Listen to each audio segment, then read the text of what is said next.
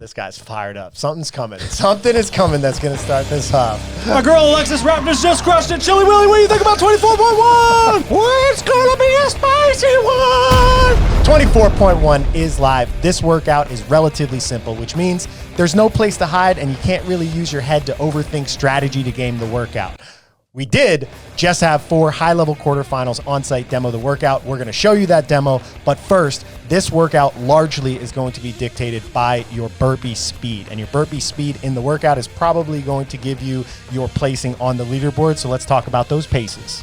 We did a breakdown of all the different burpee paces that you could expect, so we think that the high-level semifinal athletes are going to be around 2.5 seconds per burpee. If you're there, you're going to be right around where a lot of the demo people that HQ had finished the workout around 6:30 to 6:45 pace. We think that's where most of the high-level semifinal athletes will finish. If you're someone that's high on the leaderboard for a quarterfinal level athlete or maybe trying to get into semifinals, you'll probably be around 3 seconds per burpee, which will put you around 7:30 in this workout. For those kind of middle range quarterfinal athletes, you're going to be between 3.5 and 4 seconds per burpee, which will put you around 8:15 to 8:45 during this workout. So the cut line this year is the top 75th percentile or the top 25th percentile. For that, well, it's being in the top 25%. It's too much pressure. So to get into that top 25%, it's going to be very hard for us to predict that cut line now with just having seen the 4 elites and 4 high-level quarterfinals. But we think the burpee pace will probably be another half second or full second slower, or just slower transitions in there. So right now, based on our current guesswork, we think that around 10 to 10:30 is going to be where that cut line is. But stay tuned, because Saturday we'll try to get some updated info. We'll have seen more people, and we'll try to give you some insight into where that target line will be for top 25%. We want to talk a little bit about points of performance here. First off, for the dumbbell snatch, one of the things you really want to focus on is making sure that you're cycling the dumbbell snatch as fast as you can. For every half second per rep slower that you are, you're adding 45 seconds to the total time in the workout. Also, if you break the dumbbell snatch, you put it down for 5 seconds, you're adding 30 seconds to your total time if you do that in every single one. So make sure that you're keeping any rest breaks that you take during the dumbbell snatch short, and you're working on cycling them as fast as possible. For the burpee, there's really 2 styles that you can use in this workout. It's the 1-foot step up or the 2-foot hop. Either way, make sure your feet are in line with the dumbbell at the top of the burpee to make it easy to get over. Also, stay low in your burpee so that you can get back to the ground quickly.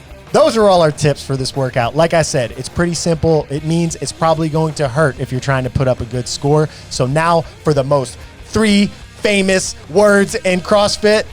Mia, we need the most famous words in CrossFit uttered. And we just lost one of our lights. Let's see it. Oh, no.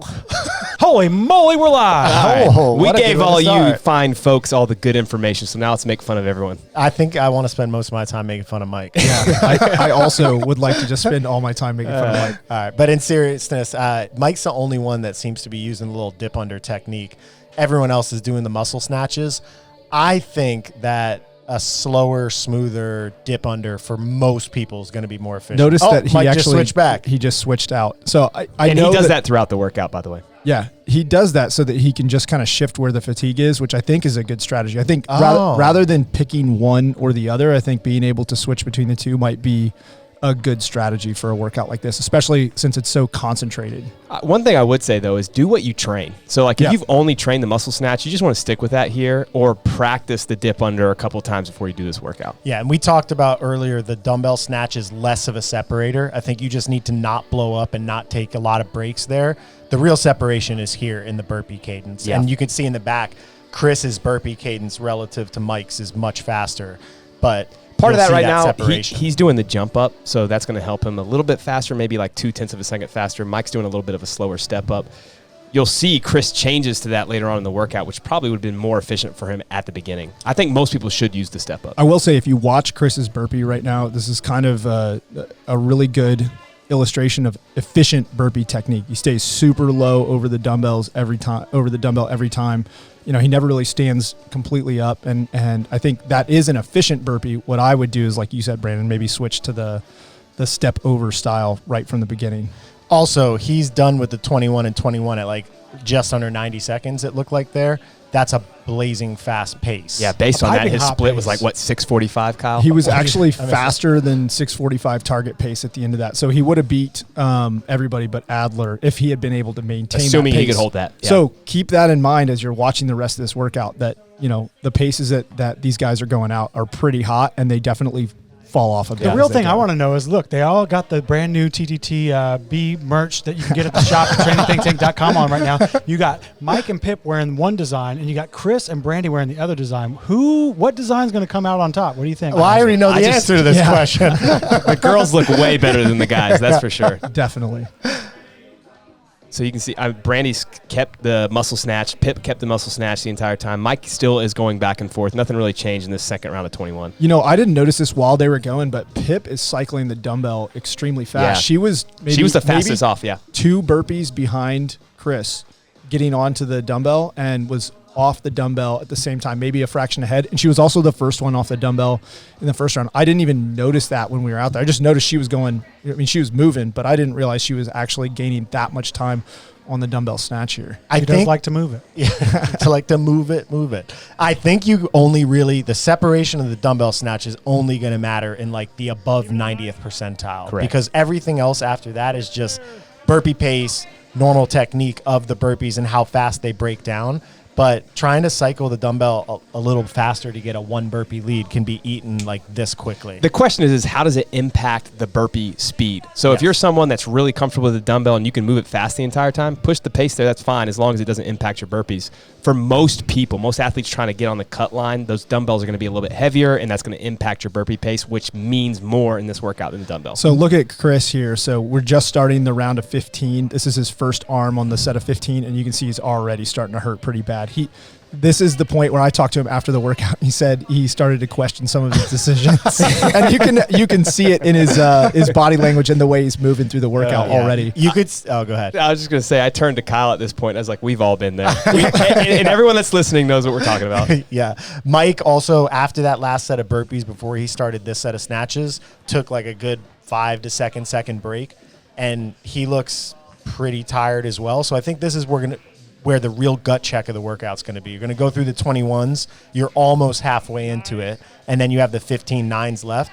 This, I think, is where the separation can be. Man. Yeah, you see Chris in the back just taking a little nap there. That's what I do when my burpee workouts. That's not where I would recommend that you rest in the workout, is mid burpee. But I mean, if you've got to do it, you got to do it at that point. Yeah, but you could tell he's definitely just fatigued everywhere, shaking his arms out. He's still moving pretty fast, and he's still in the lead amongst these 4, but it's probably indicative of him going out too fast in the beginning. I guess that's a question I'd have for you guys. Is it worth someone going out a little too hot and trying to hold on, or is it always better to pace a workout like this? Man, it's short, but it's still 90 burpees. Yeah. So I think I would, if you're a pretty elite engine, I'd say maybe take the risk and go out hot. But if you're not, like Mike's a bigger, more powerful athlete, I'd say like him starting out at this kind of like where he's going back with this crawl technique might actually be a better way to start the workout. You know, there's definitely some athletes that can go out hot and hold on, but I think they tend to be, few and far between. Right. They're the exception, not the rule. I think for most people,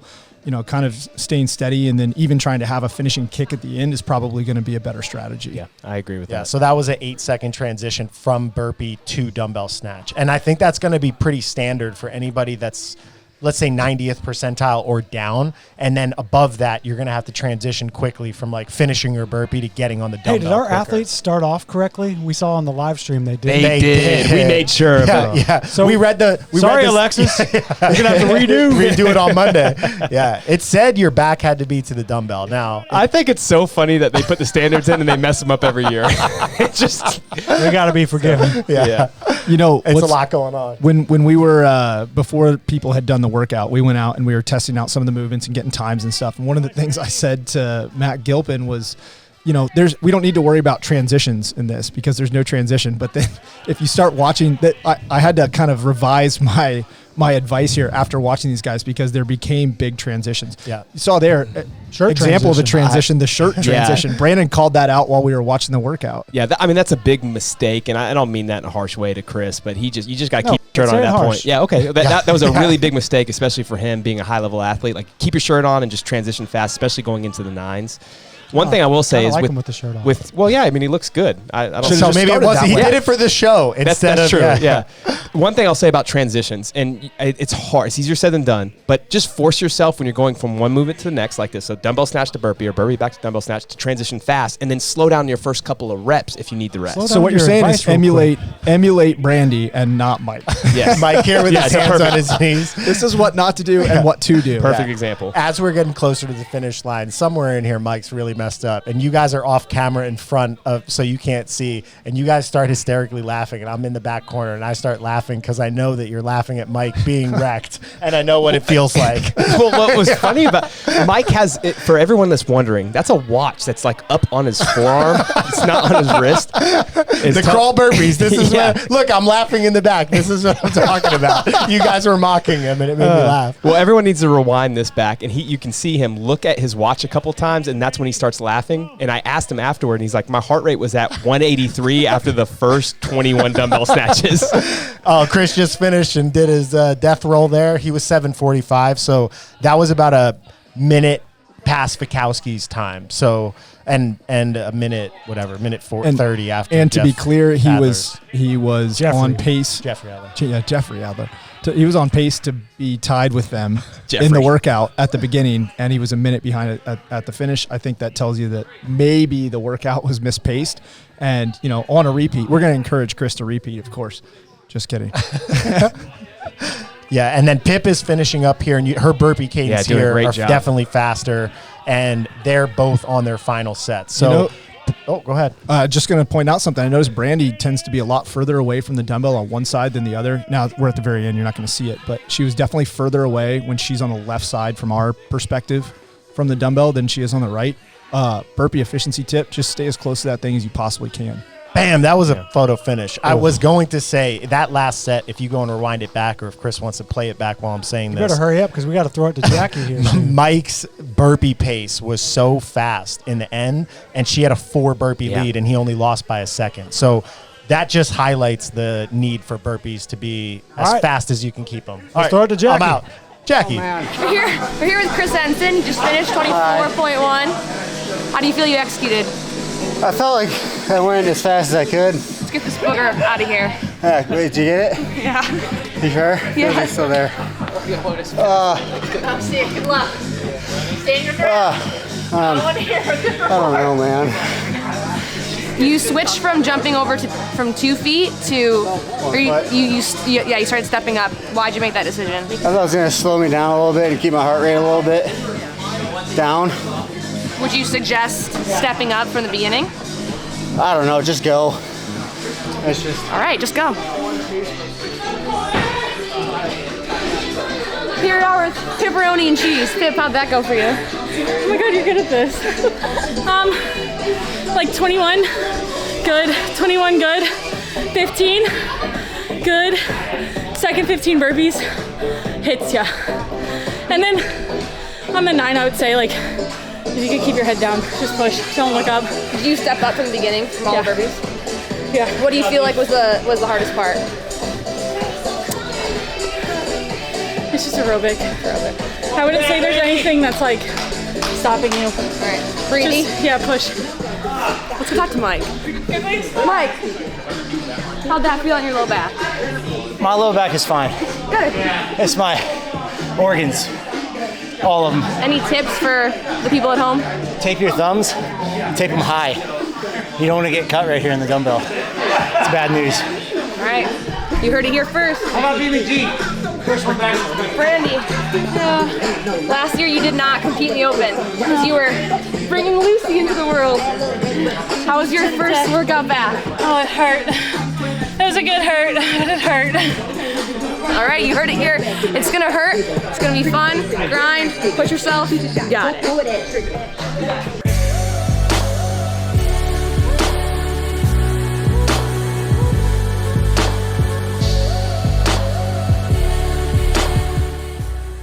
Last week, we lost a special member of the training think tank community, Myra Brandt. Prior to her passing away, she knew that she was going to have to sit out the open, and she left a very heartfelt message to the rest of the community on Instagram, and we made a video tributing that last message. So we're going to play that for you now, and we're going to dedicate this to her.